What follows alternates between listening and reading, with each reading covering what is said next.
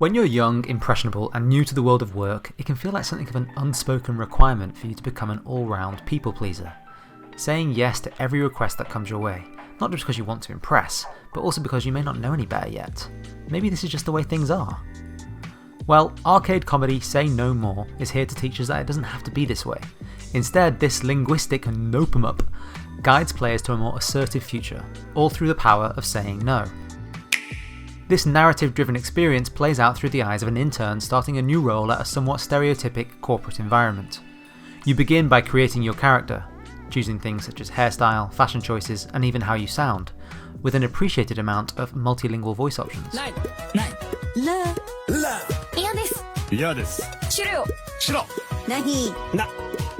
Once you've created your intern, it's time to get to work.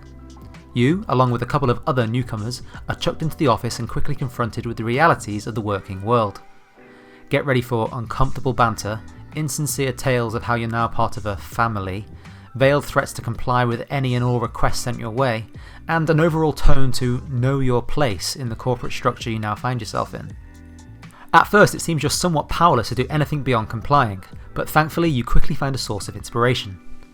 This encouragement comes via a music player, a neat retro cassette Walkman complete with chunky over-ear headphones.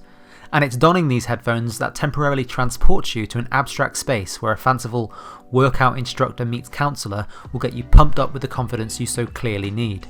This gym instructor turned motivational speaker teaches you how to say no. With the power of refusal now within, you can begin to take on the office world around you. It's here where the core gameplay of Say No More reveals itself. It's something of an on-rails experience where your character travels along the corridors of the office with your new colleagues popping up with demanding requests. You tap the no button and sternly knock them away with your newfound boldness. These sections do a really good job of satirically highlighting the absurdity of corporate office culture and the egos that often come with such spaces. The joke of just mashing a button and saying no to everything, whilst funny, does sadly wear a little thin quite quickly though.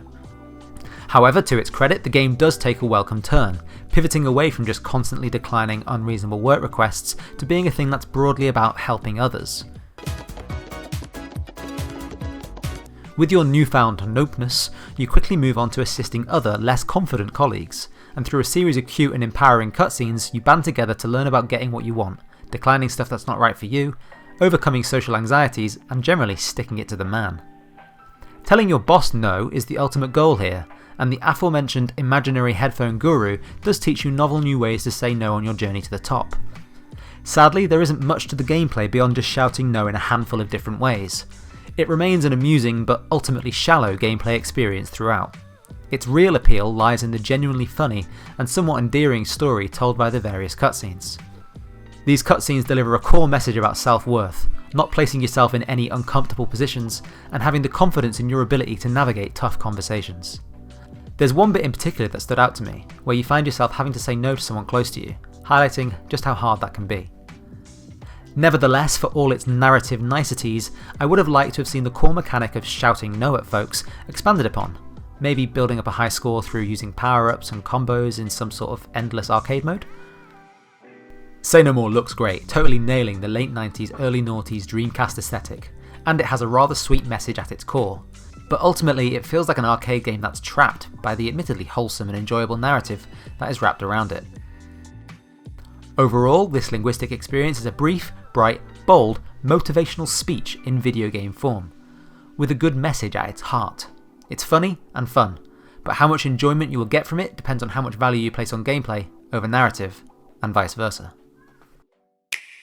One last thing, don't forget to like and subscribe to this channel. And leave a yes!